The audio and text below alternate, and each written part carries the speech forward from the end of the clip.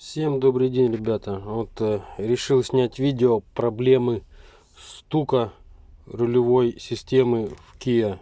Kia Optima, там, неважно, Kia, Hyundai, там Solaris, Rio, в общем, семейство Kia, Hyundai седанов. В принципе, у всех смысл один и тот же проблемы. С чего начнем? В общем, снимал я видео по замене рулевой муфты в электроусилителе руля. В общем, и ребята в комментариях пишут, вроде тоже поменяли. И один все равно стук остался. Но мне, скажу больше, у меня то же самое. Вроде прошел шум, стук, но стуки все равно остались. Вот, ну, начнем разбираться. В общем, начнем. Как бы начинаешь с меньшего, чтобы хочется меньше вкладываться, денег тратить на ремонт. И, в общем, наверное, как многие, как и я, думаем, за отсутствие финансов, думаем, ну, сейчас вот найдем какую-то проблему, поменяем там запчасть, деталь. Ну и все, не должно ничего ломаться, больше не буду вкладываться, все должно ездить. Ну, хорошо, я так тоже думаю. Нашел там проблему в детали какой-то, купил запчасть, поменял, едешь, ну вроде стук прошел, но до конца не прошел, где-то опять стучит. И так получается, ну не бесконечно, но постоянно. И все равно приходится тратиться дальше, искать причину, покупать детали, запчасти и менять. Вот, ну корейцы, не знаю, или специально так делают, или не продумали рулевое управление в корейских автомобилях, что оно очень быстро приходит к износу. Ну, в общем, начнем. С чего я начинал? Обычно к мастерам приезжаешь, они начинают смотреть и как бы с наименьшего тоже начинают. Ну и говорят проблемы. Вот там стук там идет от шаровой, либо стойки стабилизатора, либо наконечников. Ну, не исключаю, как бы есть такой момент, было. Вот, но не всегда, говорю, надо хороших мастеров искать, либо самому причину искать. Убеждаться в реальной причине стука, проблемы. Вот. Ну, машины под рукой нет, но она, в принципе, не нужна. Я вот нарисовал импровизированную машину. Вот на ней буду уже как бы показывать. И я начинал, скажем так, поэтапно, с меньшего. Поменял что? Стойкость, откуда могут быть стуки? Тут идет стойка стабилизатора такая длинная. То есть она идет от стойки амортизатора к стабилизатору. Вот такая длинная деталь с наконечниками, с пальцами по концам. Может быть проблема в ней, не исключено. Проверяем. Тут, в общем, здесь палец вверху, внизу с пыльниками. Смотрим пыльники. Пыльники, если целые, это хорошо. Если порванные, ну, значит уже, ну, либо внизу, либо вверху. Значит, уже в любом случае надо менять, потому что попадает вода, грязь, быстрый износ, а там завод-изготовитель смазки еще мало, как обычно, ложит. Все это быстро изнашивается. Но даже если они целые, берем, дергаем, крутим эту стойку стабилизатора, на ощупь проверяем. Если она туго ходит, без стуков, без люфтов, ну, значит, нормально, с учетом целых пыльников. Если уже люфт, она болтается, свободно крутится вправо-влево, там уже, в общем, ну, видно, слышно будет, ощутимо. Значит, меняем стойку стабилизатора. От него стук может быть, вполне может быть. Проверяем как слева, так и справа. С обоих сторон они идут, не забываем. Хорошо, поменяли, допустим, в ней проблема, поменяли. Ну, если уже залезли под низ, лучше уже сразу не по одной части проверять, а все проверять. Стойку стабилизатора проверили. Здесь дальше идет шаровая опора, получается, от рычага к стойке амортизатора. Ну, поворотный кулак, тут ступица все вместе. В общем, оно здесь крутится на 3 шпильках, получается. 3 шпильки. Снизу, по-моему, она вставляется, крутится. И здесь палец, даже наконечник выходит, кверху прикручивается. К верхней части уже узла, колесного узла. Вот, тоже тут пыльник. Проверяем пыльник. целый или нет. И проверяем, есть ли тут люфт, выработка в шаровой опоре. Как проверяем? Просовываем монтажечку небольшую между, ну, в общем, щель просовываем между рычагом, и тут вверху будет, по-моему, стабилизатор. И вверх-вниз качаем, слушаем, есть люфт или нет. Если есть люфт, ну, значит, тоже уже износ, тоже стук отсюда может быть. Надо менять. Только монтажку просовываем аккуратно, не близко к шаровой опоре, чтобы, если пыльник целый, не порвать пыльник. Он легко рвется, продавливается от монтажки. Чуть-чуть отступаем. Это то, что можно все своими силами сделать, не обращаясь к платной замене, скажем так. Проверили его, хорошо, там есть нефть, люфт, посмотрели, там поменяли или что. Идем дальше. Здесь идет наконечник рулевой рейки, получается. Он, ну, такой продолговатый. Здесь вкручивается в рулевую рейку. И здесь выходит, вкручивается в стойку. Также тут как палец идет. Палец с пыльником. Тоже очень сильный стук дает. Проверяем его. Крутим вправо-влево, вверх-вниз. Есть люфт или нет. Смотрим на этом наконечнике. Но пыльник должен быть целый. Но даже если он целый, на нем люфт, тоже это может давать стук. В общем, придется менять его. Это проверяется, не забывайте, как справа, так и слева эти проверять узлы, наконечники. При замене рулевого наконечника, рулевой рейки, если вы поменяли, ну, лучше менять, и даже если, ну, в общем, смотрите от ситуации. Допустим, может быть, левый уже надо менять люфт, правый может еще жестко ходить, как бы целый, и не требует замены. Но в любом случае после замены надо будет делать развал схождения автомобиля, так как здесь сбиваются, допустим, расстояния, и начинается повышенный износ резины. Если не отрегулируете, не сделаете развал схождения, то в любом случае надо делать развал схождения после этой процедуры. Хорошо, но это то, что делается своими силами, можно поменять. Вот эти узлы. Хорошо, поменяли, я тоже поменял поэтапно все. Стук не проходит. Ну что ж такое, что же дальше делать? Идем дальше. К чему я пришел? Здесь у нас руль. Руль, идет рулевой вал. Я после этого, ну как, это все поменял, вроде ездил. Ну, стук опять начал, ну, что-то ушло, что-то меньше стало стучать, пропало. Но в коренном варианте стука не прошло, все равно стучало. И начало уже до такой степени, что в руль отдавать. Начало руль бить, люфт в руле. И прям такой стук. Стук уже, ну как услышите, не в передней части автомобиля подкапотного пространства, а стук идет как бы в салоне, в передней части салона, из-под руля. Он прямо ощутимо отличается. Ну плюс что, какие еще симптомы? Люфт на руле, влево руль, крутите руль, зазор появляется. А особенно на гравийной дороге, на неровностях, когда едешь, вообще как бы колеса сами, ну как сказать, не то что сами по себе рулят, но чувствуется отдача в руль, прям в руль, биение такое, и стук, вплоть до стука. Уже, ну, чем дальше, тем больше. И как бы, ну, сильное биение уже в итоге в конце идет. Вот. Я грешным делом сначала что подумал? Подумал, вот идет рулевой вал, здесь идет, ну, в конце со шлицами он идет, одевается в карданчик, а с другой стороны также идет вал уже в рулевую колонку, в рулевую рейку входит, также со шлицами. Я уже грешным делом подумал, испугался, что тут шлицы уже выработались. Думал, ну, металл, наверное, плохой металл корейцы делают, и что уже выработали шлицы, и они уже гуляют в этом месте. Ну, как бы проблема не в этом была. Где-то исключаем, здесь сюда лезть не надо.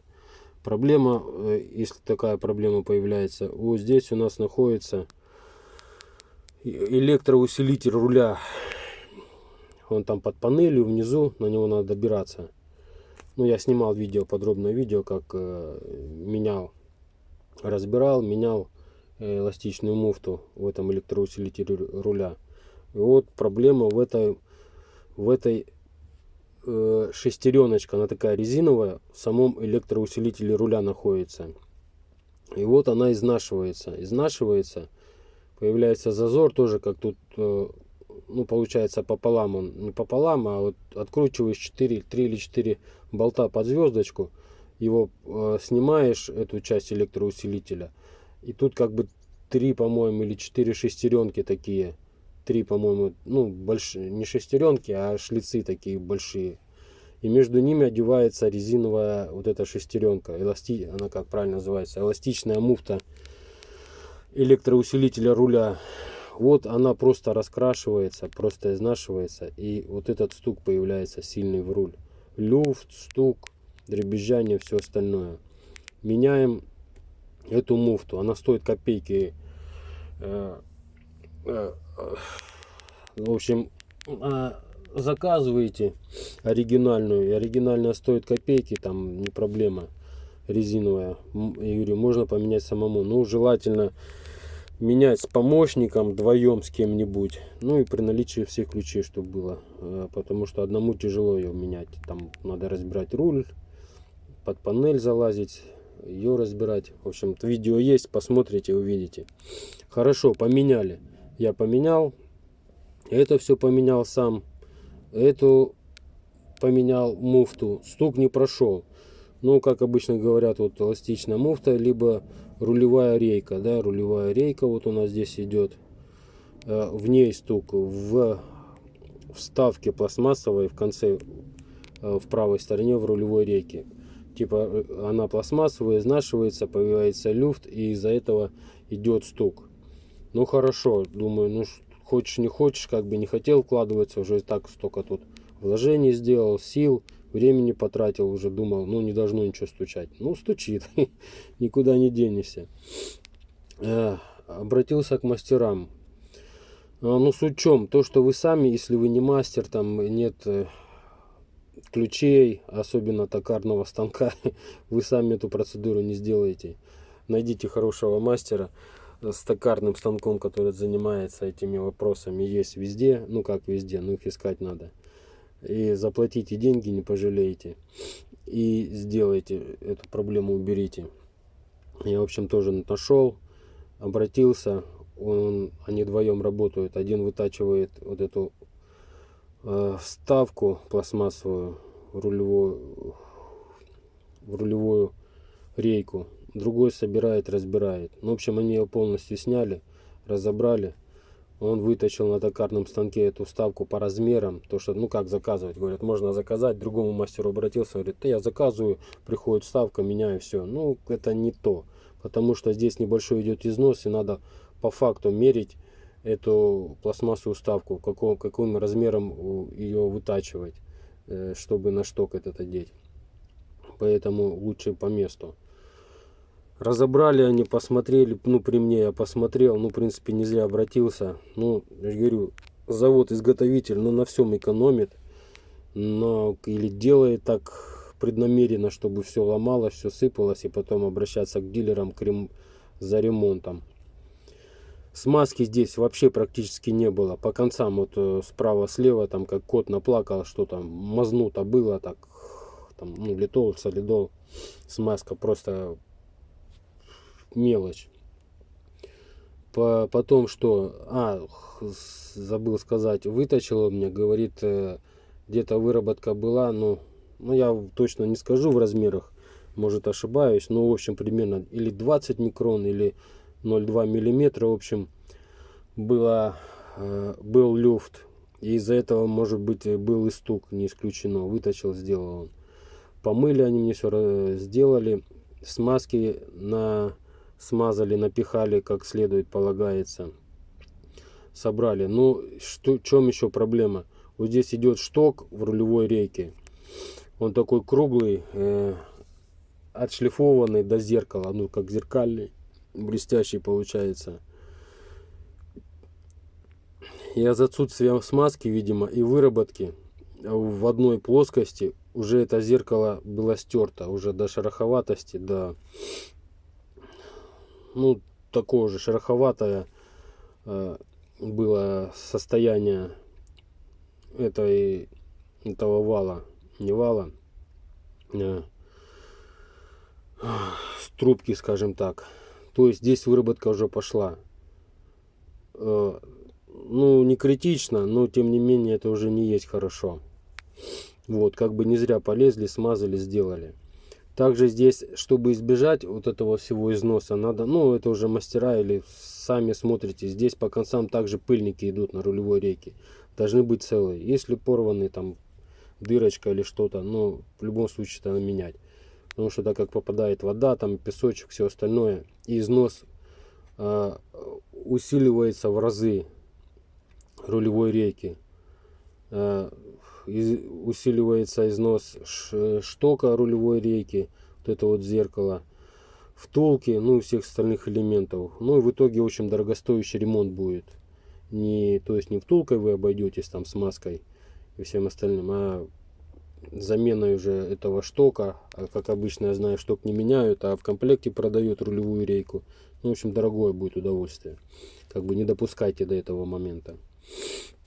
Хорошо, поменял я, заплатил деньги, поменяли, сделали, поехал, стук не прошел. Да что ж такое, ну, блин, ну, как бы непонятно, возмутительно. Вот после всех этих этапов, после замены наконечников, эластичной муфты, рейки рулевой, начали опять смотреть, проверять, что у нас получается.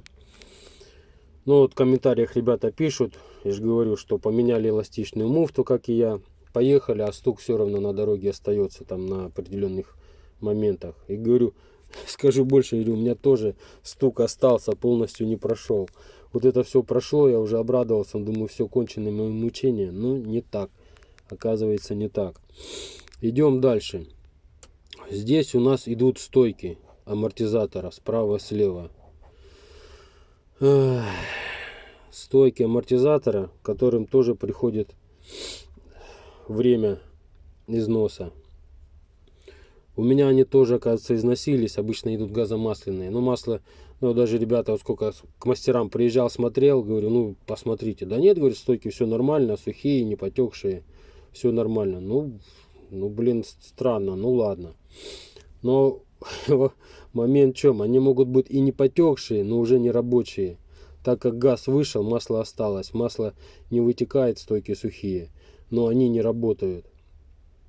Как это проявляется? Едете вы, ну, допустим, покажу перед автомобиля, да, передняя часть. Едете вы по дороге, наезжаете на лежачий полицейский, либо ямку. Машина раз переезжает, ну и в рабочем состоянии должна проехать, там подпрыгнуть и стать на место. А в нерабочем состоянии она играет на пружинах. Ты проехал и дальше едешь, а машина прыгает. Перед прыгает, плавает, потом раз вроде успокаивается. То есть уже нерабочие стойки, работают только пружины. На пружинах она прыгает. Ну, в поворотах машина плавает, уже не так чувствуешь, она как бы плывет. Поворачиваешь вправо-влево, она плывет. Вот. Газ вышел, получается. Газ вышел, отсюда может быть идти стук. Плюс в этих стойках в верхней части находятся опорные подшипники, куда вставляется стойка, ну и крепится к стакану автомобиля, кузова автомобиля. То есть у них тоже получается износ, и они тоже начинают стучать, особенно на кочках, на неровной дороге. Получается, их тоже надо менять. Вот. Ну, я их еще не менял, но однозначно стук идет отсюда, потому что все остальное поменено. Я думаю, если у вас, ну, поэтапно также вы меняли, но остается только эта проблема, решение этой проблемы. Менять что? Ну, надо новые стойки заказать, однозначно заказывайте. вместе с опорными подшипниками. Плюс тут отбойничек идет, под пыльником идет отбойничек. Его тоже новый надо заказать. Ну, не забывайте, что это справа, слева попарно идет, не с одной стороны. Вот. Резиновая проставка, она в принципе не должна изнашиваться. В принципе, ничего не должно быть. Опора металлическая, ну, которая вкручивается в стакан, тоже в принципе ей ничего не должно быть смертельного. Проблема только в самих стойках, опорном подшипнике, куда сюда вставляется. Ну и отбойник.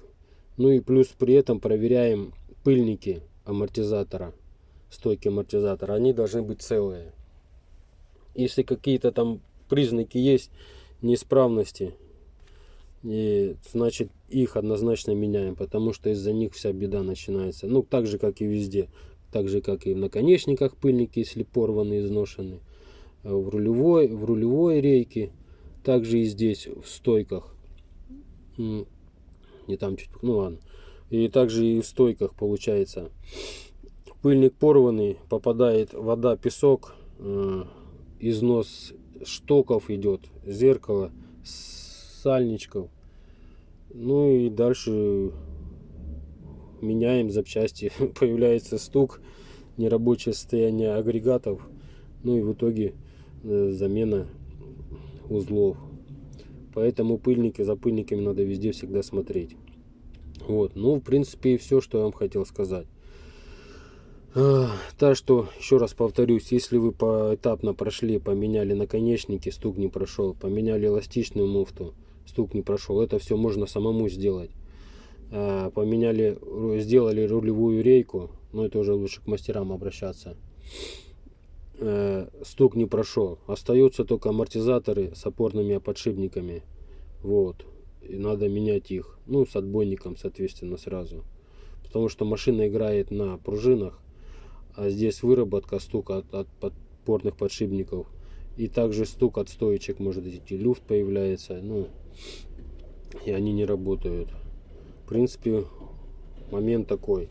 Ну, еще вот в комментариях спрашивают, а за какое время можно, допустим, ну, эластичную муфту поменять, или там какой-нибудь наконечник, или еще что. Сколько времени уходит? Ребят, ну, как я могу сказать, сколько времени уходит? Это зависит все от того, насколько вы на «ты» с машиной, насколько вы знакомы, там, скажем так, крутите, вертите, что-то меняете, не меняете. Вот, насколько вы соображаете в машине. Во-первых, может, вы просто ездите, как бы, ну, колесо откручиваете, максимум меняете, дальше не лезете. Ну, соответственно, будет тяжелее. Если вы уже на «вы» с машиной, на «ты» с машиной, знаете, где что лезть, крутить, это, соответственно, быстрее будет. Ну, плюс, помимо этого, большую роль играет наличие необходимых ключей.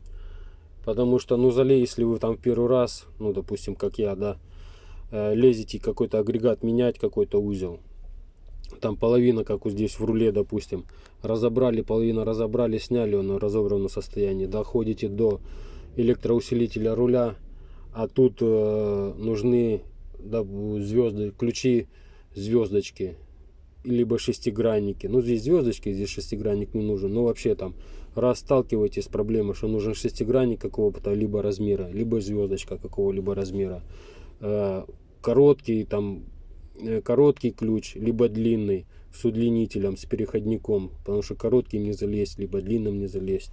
И начинаются вот как бы эти моменты. Если у вас в наличии все это есть, но все это быстро будет меняться. Если у вас каких-то ключей не хватает, но все это будет дольше меняться. Вот. Ну, плюс наличие того, есть у вас подъемник, либо яма, или у вас этого всего нет. Опять же, если все есть, это плюс большой, легче все поменять. Если этого всего нет, ну, придется лазить под машиной, домкратить, поднимать там вручную, это все долго будет. Как бы, так что по времени зависит только от вас, чем вы обладаете, что у вас есть, как вы можете разбираться в машине. Вот. Ну, в принципе, все. Буду рад, если мое видео поможет кому-то, подскажет, как говорится, что делать. Ну, ставьте лайк, если есть желание, подписывайтесь, задавайте вопросы, будем снимать дальше видео. интересующее вас. Ну все, всем пока.